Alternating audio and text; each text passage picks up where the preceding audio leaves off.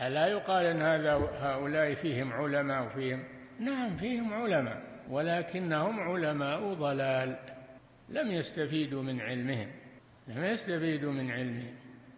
ذكروا أن عاميا من الموحدين جاءه رجل من علماء هؤلاء فقال لهم: أنتم تحتقرون الأولياء. يقول لهذا المحقق الموحد وهو عامي على الفطرة، قال له: أنتم تحتقرون الأولياء والصالحين.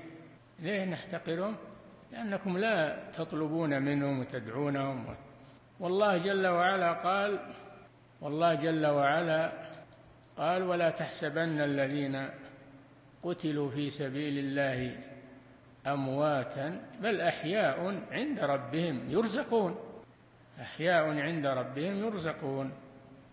فالشهداء ما داموا أحياء فإنهم يجوز طلب الحوائج منهم.